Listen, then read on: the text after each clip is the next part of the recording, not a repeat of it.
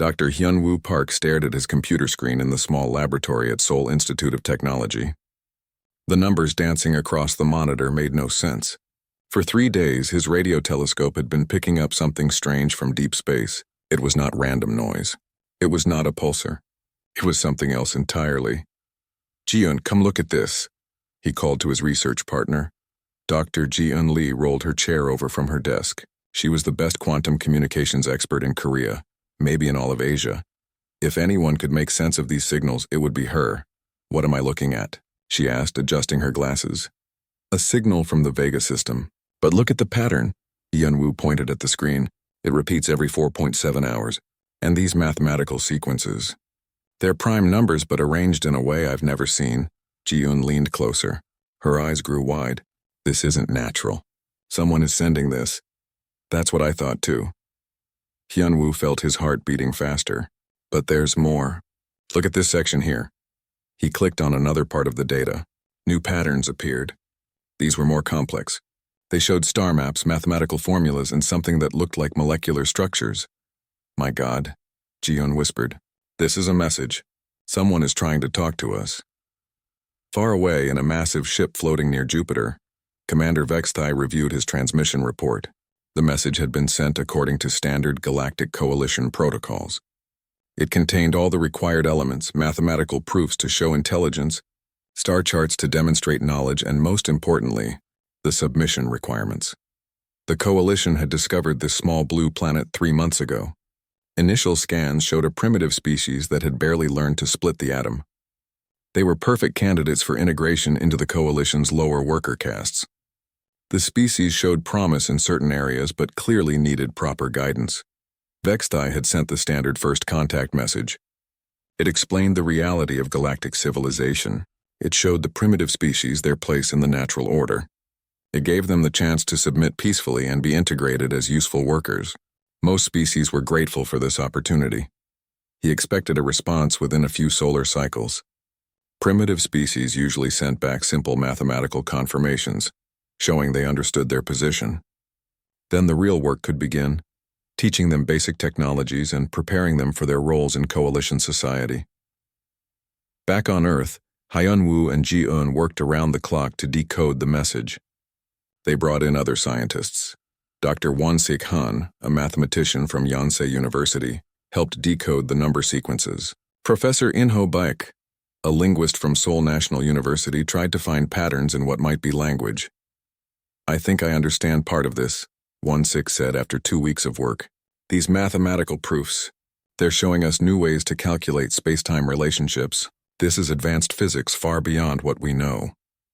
"And this section here," In-ho added, pointing to another part of the decoded message, "it seems to be explaining their social structure. There are multiple species working together in some kind of alliance or federation." Hyun-Woo felt excitement building in his chest. "They're inviting us to join them. This is an invitation to become part of a galactic community." Ji-eun was studying the technical sections. "Look at this. They're showing us the principles behind faster-than-light communication. And this looks like the basics of FTL travel itself." The scientists worked in secret at first. They knew how the world would react to news of alien contact. But soon word began to spread. Government officials arrived at their laboratory. General Sang-ho Lee from the Defense Ministry came with a team of military scientists. President Tae Min-yoon himself visited to see the alien message. "What are they asking of us?" President Yoon asked, looking at the walls covered with printed data and equations. "They're welcoming us," Hyun-Woo explained. "They're showing us that we're not alone in the universe. They want us to join their galactic community. And in return, they're offering knowledge. Science beyond our current understanding. The chance to travel to the stars." President Yoon was quiet for a long moment. He was a careful man, but he was also curious. "What do we do next?" "We respond," Ji-yoon said firmly. "We show them that humanity is ready to join the galaxy." The decision was made to create a response team. Scientists, artists, musicians, philosophers, and historians all contributed. They would send back a message showing the best of humanity. They would prove that Earth was ready for the stars.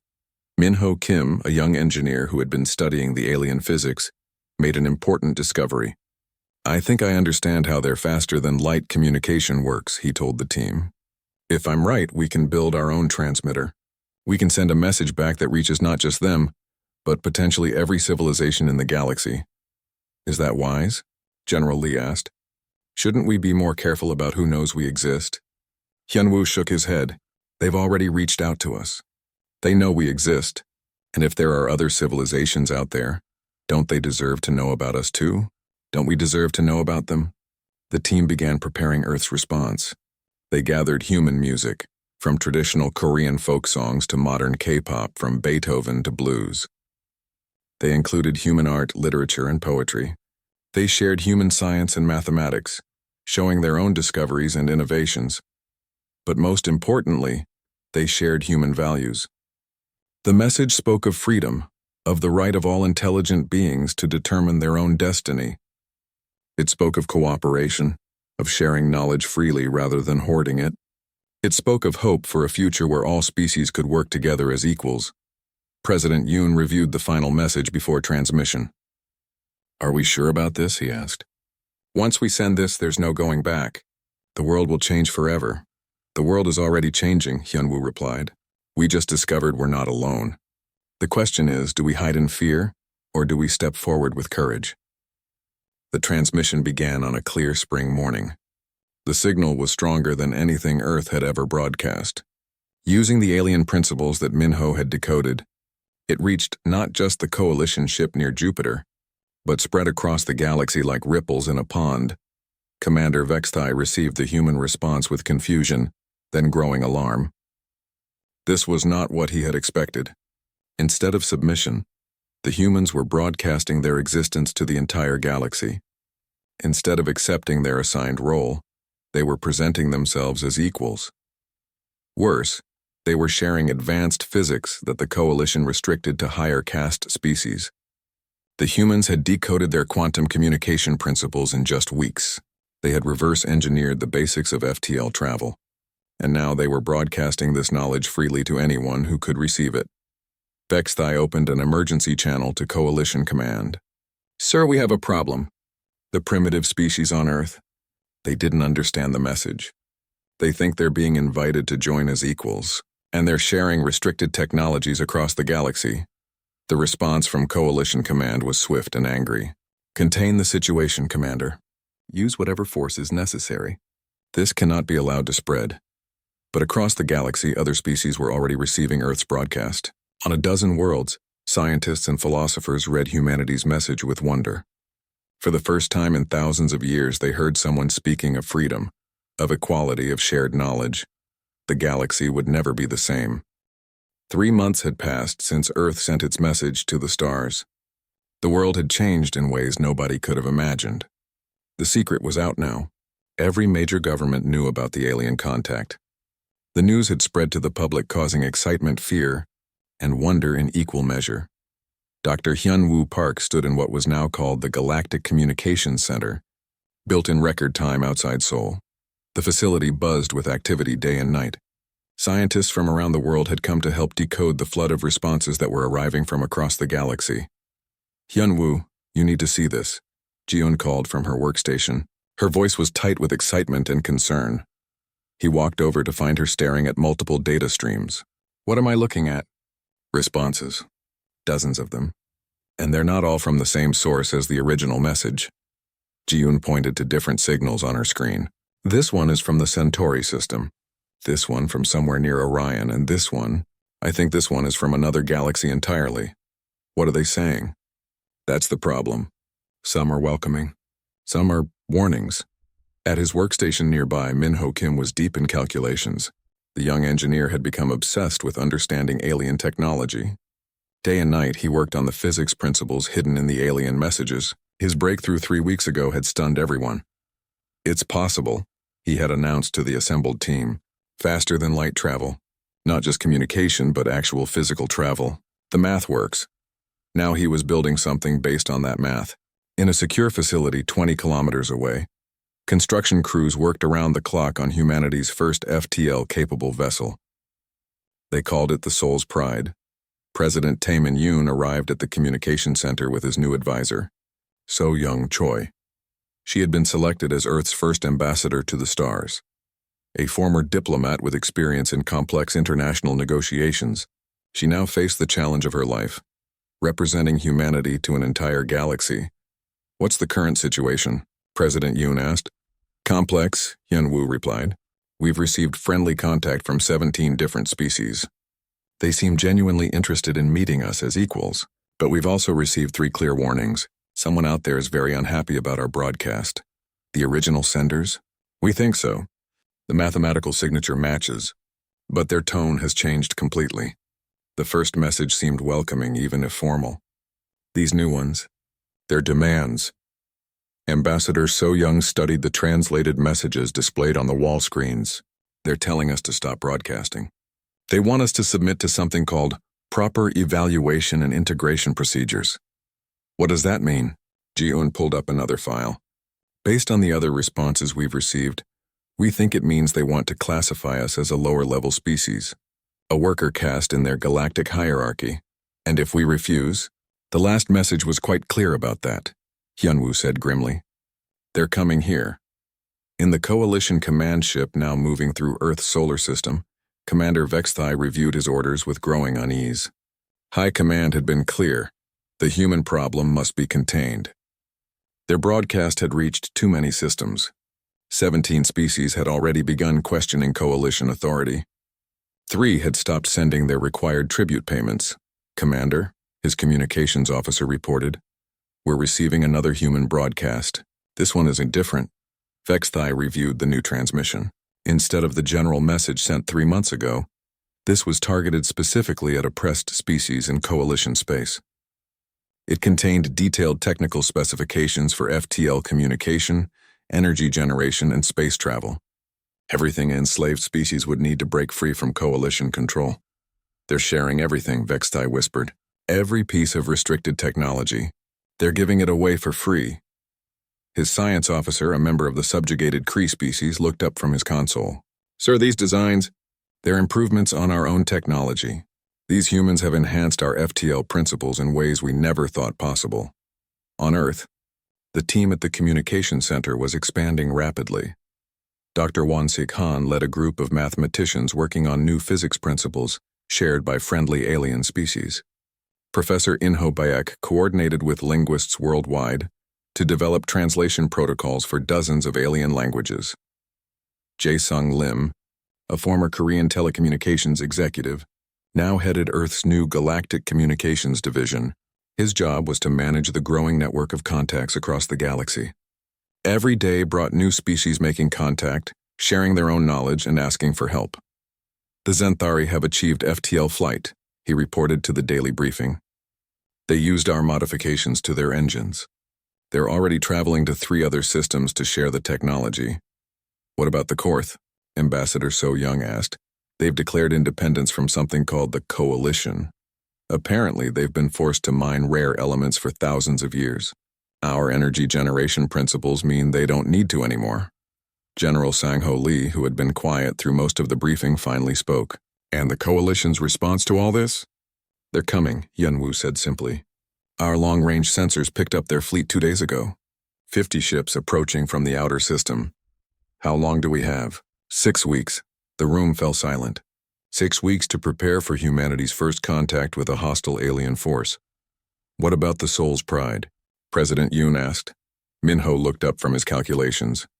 "Ready for testing. The FTL drive is installed and calibrated, but we've never actually tried it." "We need to try it now," Ambassador So Young said firmly. "We need to reach our new allies. If the Coalition is coming here, we need help." The next week was frantic preparation.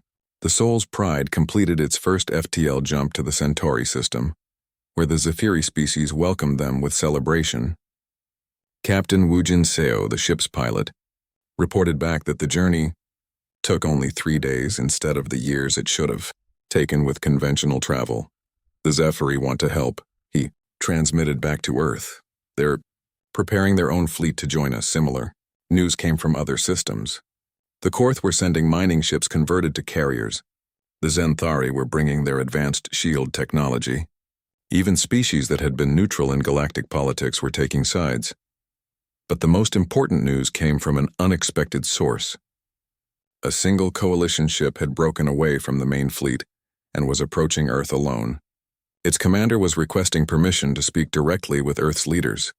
It could be a trap, General Lee warned. Or it could be an opportunity, Ambassador So Young replied. We won't know unless we listen. The coalition ship landed at a secure facility outside Seoul. Commander Vexthai emerged alone, without weapons or guards. He was tall, with blue-gray skin and large dark eyes. Despite his alien appearance, his body language showed nervousness and uncertainty. I am Vexthai of the Coalition Defense Corps, he said through a translation device. I request to speak with your leaders. I am So Young Choi representing Earth and humanity, the ambassador replied. Why have you come here alone? Vexthai was quiet for a moment. Because I have seen your broadcasts. I have read your messages to the oppressed species. And I have watched my own crew, species I have commanded for years, begin to question everything they have been taught. He paused, looking directly at her. I think the coalition has been wrong about everything. And I think my fleet is about to attack a species that represents the galaxy's best hope for freedom. What do you propose? Help me understand what humanity really wants. And if I am convinced you are right, help me stop a war that will destroy both our peoples. Ambassador So Young smiled. Commander Vexthai, I think that can be arranged. As they walked toward the meeting facility, neither of them knew that across the galaxy, the first shots of the Galactic Revolution were already being fired. The Zinthari had attacked a coalition supply depot. The Korth had seized control of their mining facilities, and 17 other species were following humanity's example, declaring their independence and their right to determine their own destinies. The galaxy was at war, and humanity had started it not with weapons but with words. The Soul's Pride emerged from hyperspace near the coalition capital world, with Ambassador So Young Choi and a small crew aboard. The massive planet below them was unlike anything they had ever seen. Cities covered entire continents, and space elevators stretched up from the surface like silver threads connecting the world to its orbital stations. Look at the size of this place, whispered Wu Jin Seo, the ship's pilot. How many people live down there? According to our intelligence, about 40 billion, replied He-Jin Kang, Earth's security chief for the mission. Representatives from over 300 species. So Young studied the data streaming across her console. They had arrived at a critical moment. Across the galaxy, rebellions were spreading. The Zinthari had just declared complete independence and were helping other species break free from coalition control. The network of freedom that had started with Earth's first broadcast was growing stronger every day. Commander Vexthai, now serving as their guide and translator, pointed to the largest structure on the planet below. The Supreme Assembly meets there. That is where galactic law is decided, and where we will make our case, So Young said firmly. They had spent 2 weeks on Earth with Vexthai before this mission. During that time, the coalition commander had learned things that shook him to his core. He had seen human cities where different species would live as equals. He had watched human children learn about alien cultures with excitement rather than fear. Most importantly, he had observed humans sharing their most advanced technologies freely with anyone who asked. Your people, he had said to So Young during one of their conversations, they do not think like any species I have known. The coalition teaches that knowledge is power, and power must be controlled. But humans share knowledge as if it costs nothing. That's because it doesn't, she had replied. Knowledge grows when it is shared. It dies when it is hoarded. Now, as their ship approached the coalition capital, Vexthai sent the codes that would allow them safe passage. The response came back immediately. The Supreme Assembly would see them, but they had only one chance to speak before judgment was passed. On Earth, the situation was growing more complex by the day. Jae Sung Lim sat in the expanded communications center, managing conversations with 43 different species. Each group had different needs, different languages, and different levels of technology. But all of them had one thing in common: they wanted freedom.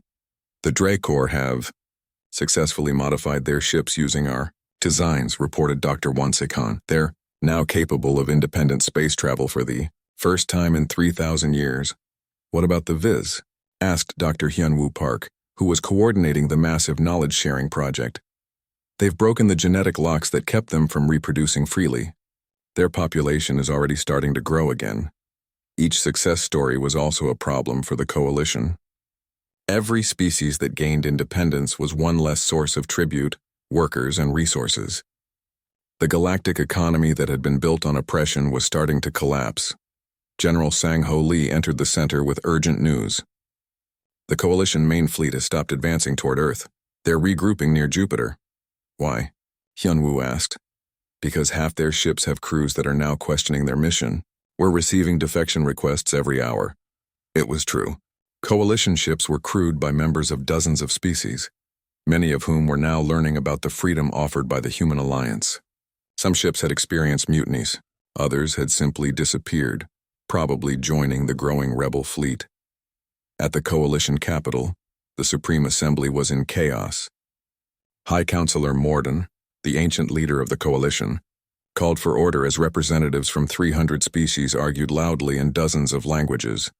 The humans must be contained, declared the representative from the hegemony worlds. Their influence is destroying the natural order. What natural order? Shouted back the Xanthari delegate, who had arrived despite being declared a rebel. The order that keeps my people as slaves while you live in luxury. Ambassador So Young entered the Great Hall with her small delegation. The building was enormous, with a domed ceiling that showed a holographic display of the galaxy. Thousands of representatives filled curved rows of seats, each section designated for different species and allegiances. The human delegation will present their case, High Counselor Mordoon announced. His voice echoed through the chamber with artificial amplification. So Young stepped forward to the central speaking platform. She had prepared for this moment for weeks, but seeing the assembled representatives of galactic civilization still took her breath away. Honored representatives, she began, her words translated simultaneously into hundreds of languages. I stand before you not as a conqueror, but as an advocate for freedom.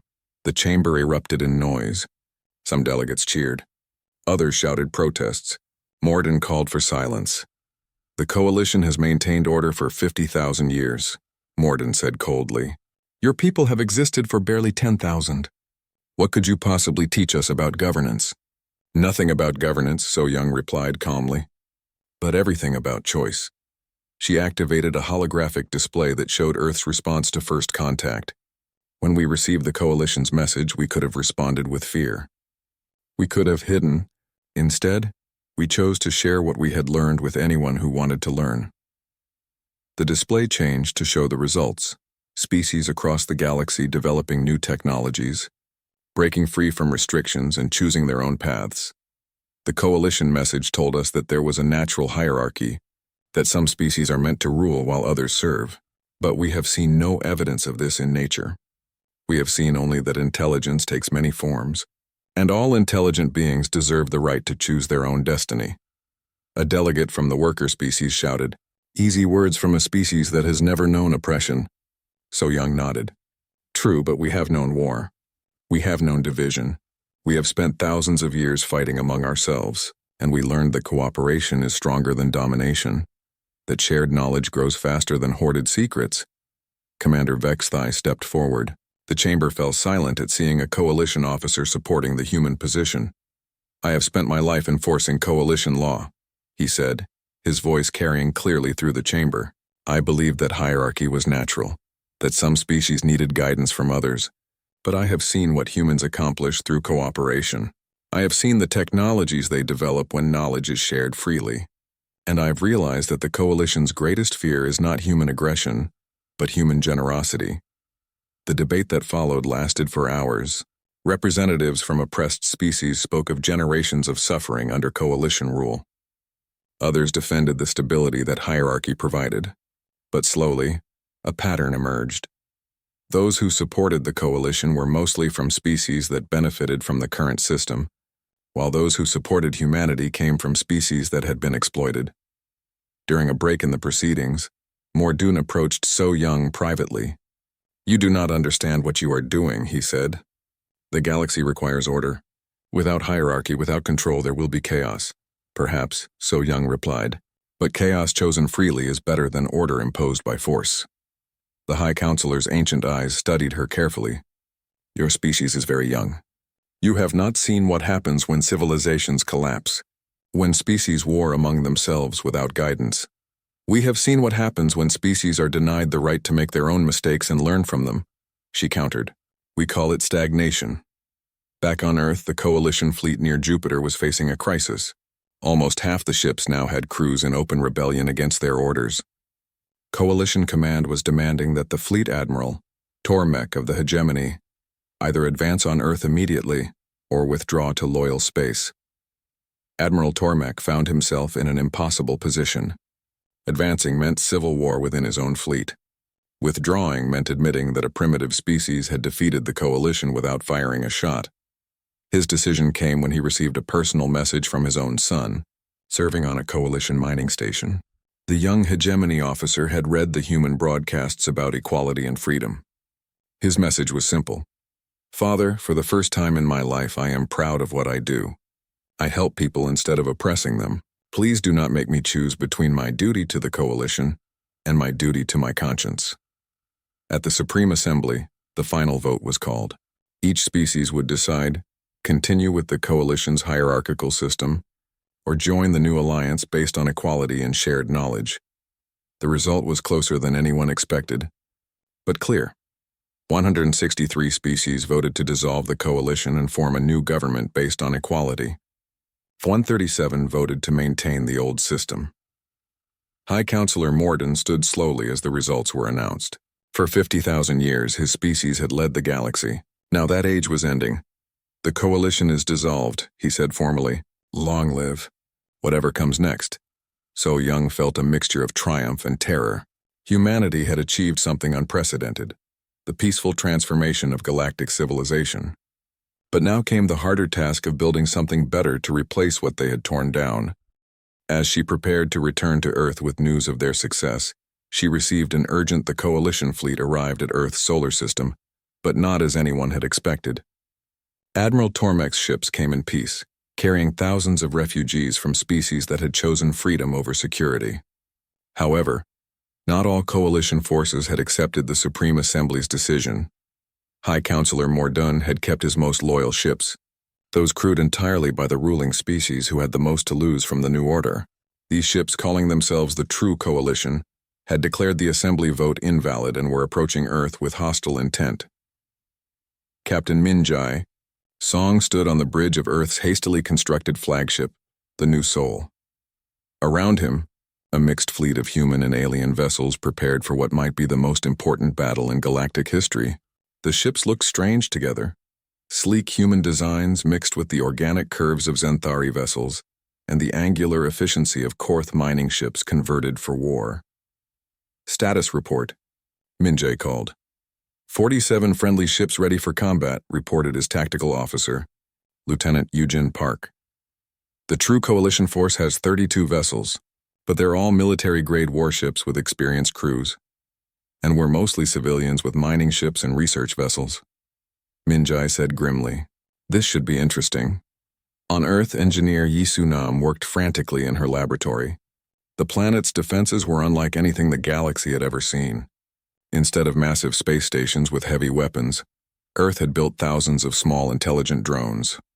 Each one was controlled by advanced AI and programmed with one simple mission: protect Earth by any means necessary.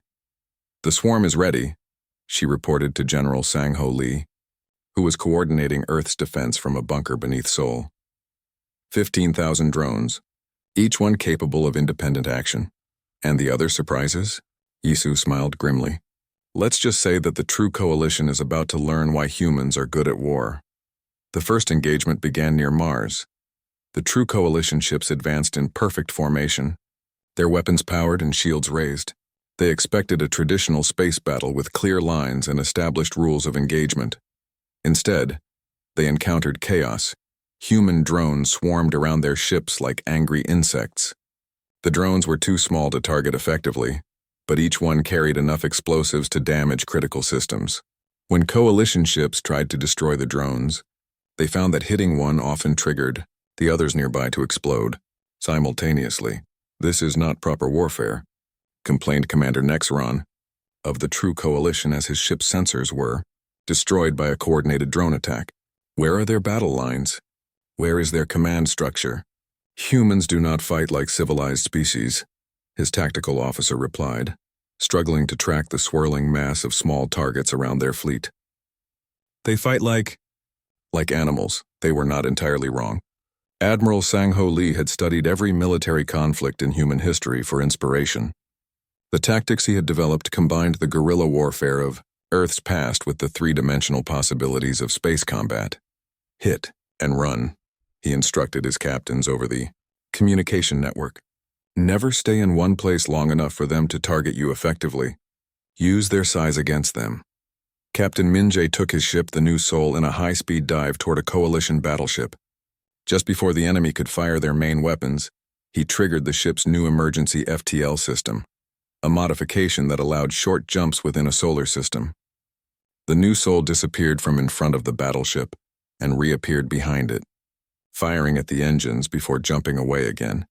The coalition forces found themselves fighting an enemy that refused to follow the rules. Human ships would attack from one direction, then disappear and attack from another. The swarm drones seemed to anticipate their movements, always appearing where they were most vulnerable. But the most effective weapon was not military at all. Soo-Jin Park, Dr. Hyun-woo's daughter and Earth specialist in alien psychology, had been broadcasting continuously to the coalition ship since the battle began. Attention, coalition crews, her voice reached. Every ship through quantum communication channels that could not be blocked. You are fighting for leaders who see you as expendable. You are dying to preserve a system that considers you inferior. Why? Her words were translated into dozens of languages and broadcast on frequencies each species used for internal communication. She had studied coalition psychology for months, learning how different species thought and what motivated them. To the Vorhai crew on the battleship Domination, she broadcast specifically, "Your homeworld was strip-mined to build that ship you're flying. The coalition took your resources and gave you weapons to fight their wars. Is this honor?" To the Kesh fighters in Squadron 7, she continued, "Your people were forced to serve in coalition military because you were too aggressive for civilian roles. But aggression used to defend freedom is different from aggression used to oppress others." One by one, coalition ships began to break formation. Some simply stopped fighting and declared neutrality. Others turned their weapons on their own command ships.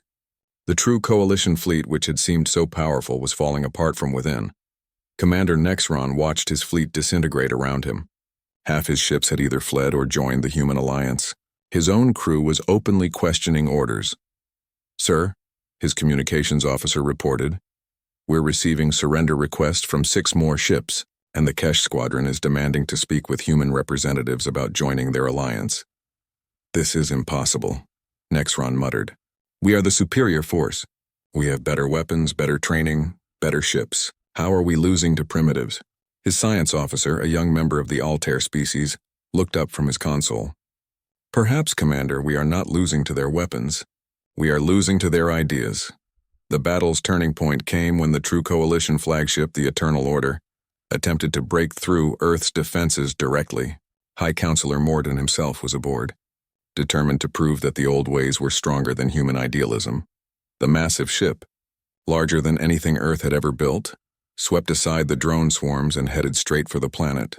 Its shields deflected the attacks from human ships, and its weapons carved through space toward Earth's orbital facilities.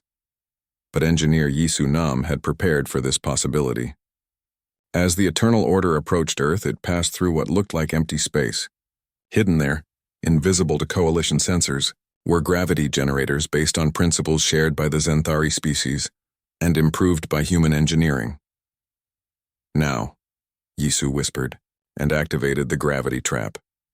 The Eternal Order suddenly found itself caught in an artificial gravity well that pulled it toward Luna. The ship's engines, powerful as they were, could not break free. Worse, the gravity field was fluctuating in a pattern that put tremendous stress on the ship's hull.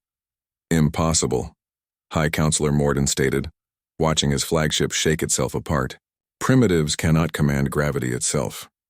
"They can when someone teaches them how," replied his own science advisor, who had been secretly reading human broadcasts for weeks. "And they improve on what they learn faster than we thought possible." The Eternal Order's hull cracked under the gravitational stress. Emergency systems activated automatically, preparing to evacuate the crew. But as escape pods launched, they were intercepted not by weapons, but by rescue ships. Human vessels, along with ships from allied species, moved in to save Coalition crew members even as the battle continued around them. They provided medical aid, food, and safety to their enemies without asking for anything in return. High Counselor Morden found himself rescued by Captain Minjae Song himself. Why? The ancient Coalition leader asked as he was brought aboard the new Soul. Why save the life of your enemy? Minjae looked at him with genuine confusion. Because you are not my enemy. Your ideas are my enemy. You are just someone who believed those ideas. Now you have a chance to learn better ones. The battle ended not with a great explosion or heroic victory speech, but with quiet surrender. The remaining true Coalition ships, seeing their flagship captured and their crews treated with kindness rather than vengeance, simply stopped fighting. Commander Nexron was the last to surrender. When human boarding parties came to his ship, he expected to be executed or imprisoned. Instead, they offered him food and medical care for his wounded crew. What happens now? He asked Captain Minjae. Now you choose, Minjae replied. You can return to Coalition space and continue believing that some species are superior to others. Or you can stay and help us build something better. Nexron looked around his bridge at crew members from 6 different species, all of whom had been willing to die for Coalition ideals an hour ago. Now they were listening to human medics explain how their injuries could be treated, and human engineers describe how their ship could be repaired. And if we stay, then you work alongside us as equals. You contribute what you can, you learn what you need, and you help decide what kind of galaxy we build together. For the first time in his long military career, Commander Nexron felt something he had never experienced before. Hope. The test of strength was over. Humanity had won not by being stronger, but by being better. 6 months after the battle at Earth, the galaxy was a very different place. The Free Species Alliance had grown to include over 200 worlds, each contributing their knowledge and culture to the growing community. The old Coalition territories were transforming as former slave species became partners in their own development. President Tai Min-yoon stood in the Great Assembly Hall on Luna, which had been built to accommodate representatives from dozens of species. Today was special, the signing of the Alliance Charter, the document that would govern how free species would work together. This document represents something new in galactic history, President Yoon said to the assembled delegates, not rule by the strong over the weak, but cooperation between equals. At a table nearby, former High Counselor Morden sat with other Coalition leaders who had chosen to join the Alliance. The ancient being looked tired but somehow lighter, as if a great weight had been lifted from his shoulders. I have ruled for 50,000 years, he had told President Yoon privately the week before. I convinced myself that hierarchy was natural, that order required oppression. I was wrong. Watching these past months, seeing what species accomplish when they are free to choose, I was completely wrong. Commander Vexthai, now calling himself Dalsu in honor of his transformation, had become one of Earth's most trusted advisors. He worked closely with General Kyung Ho-an to establish the Alliance Defense Corps, not an army of conquest, but a force dedicated to protecting emerging civilizations from future would-be oppressors. The hardest part, Dalsu explained to new recruits, is not the fighting. It is learning to see every intelligent being as equal, regardless of their technology level or cultural development. This requires more strength than any weapon. Dr. Hyunwoo Park and Dr. Ji-eun Lee had established the Galactic Knowledge Exchange in a massive facility on Luna's surface. Species from across the galaxy came here to share their discoveries, learn from others, and work together on projects that no single civilization could accomplish alone. Look at this, Ji-eun said excitedly, showing Hyunwoo the latest research results. The Zenthari understanding of energy, combined with human engineering and Korth mineral knowledge, has produced a power source that's completely clean and incredibly efficient, and everyone gets the plans for free. Of course, that's how it works now. The transformation had not been without challenges. Some species found it difficult to adapt to equality after millennia of either ruling or being ruled. There were conflicts, misunderstandings, and failures, but there were also successes that amazed everyone involved. The Dracor, who had been unable to reproduce freely under Coalition genetic controls, now had colonies on 17 worlds. The Vis, former mining slaves, had become the galaxy's leading experts on sustainable resource extraction. Even former Coalition military species like the Hegemony had found new purposes as peacekeepers and teachers. Captain Minjae, Song commanded one of the new exploration fleets that searched for emerging civilizations. His crew was mixed, humans, former coalition species, and newly liberated peoples working together. Their mission was to make peaceful contact with developing species and offer them the choice to join the galactic community as equals. Contact established with a species in the Kepler system, he reported back to Earth. They call themselves the Aquari. Early spaceflight capability, unified world government, peaceful so far. Sending them the standard welcome package? Asked his communications officer. Modified for their specific development level and culture, Minjay confirmed. Mathematics, basic science, and most importantly, the message that they are not alone and they are free to choose their own path. It was a very different message from the one the coalition had sent to Earth. This new message emphasized choice, freedom, and the opportunity to join a community of equals. It shared knowledge freely but demanded nothing in return except respect for the rights of other intelligent beings. Ambassador So Young Choi had become the Alliance's chief diplomat, helping to resolve conflicts and facilitate cooperation between species with very different cultures and needs. Her office received a constant stream of requests for help, trade negotiations, and cultural exchange programs. The Korth want to establish an arts colony with the Zenthari, she reported to the weekly Alliance Council meeting. Apparently Korth sculpture and Zenthari music create something beautiful together. And the former hegemony territories? Stabilizing. The local species are taking control of their own governments. Some want to join the Alliance immediately. Others want to observe for a while longer. We're respecting their choice either way. Heiwan Shin, Earth's first galactic historian, worked to document the transformation taking place across the galaxy. Her records showed that the change was not just political or technological, but cultural. Species that had been enemies for millennia were learning to work together. Art, music, literature, and science were flowering as different cultures mixed and learned from each other. The most significant change, she wrote in her latest report, is not in our technology or government structures. It is in how we think about ourselves and others. The concept that intelligence has inherent worth, regardless of its form or origin, has spread to every corner of the galaxy. But perhaps the most important work was being done by Sujin Park and her team of xenopsychologists. They worked to help species overcome the psychological damage of millennia under oppressive rule. Many species had been taught that they were naturally inferior, that they needed guidance from their betters. Healing these wounds took time and patience. Progress is slow, Sujin reported, but real. We're seeing former slave species developing their own technologies, creating their own art, and most importantly, making their own decisions about their futures. The signing ceremony on Luna was broadcast across the galaxy. Representatives from 247 species signed the Alliance Charter, formally establishing the Free Species Alliance as the new form of galactic government. The document was simple in its core principles. All intelligent life has inherent worth. All species have the right to self-determination, and knowledge should be shared freely for the benefit of all.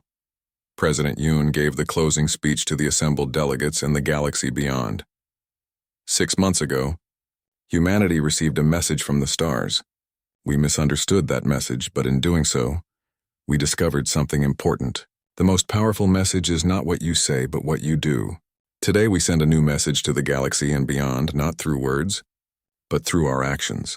As the ceremony concluded, the Alliance's deep space monitoring stations picked up something extraordinary. A signal from beyond the galaxy.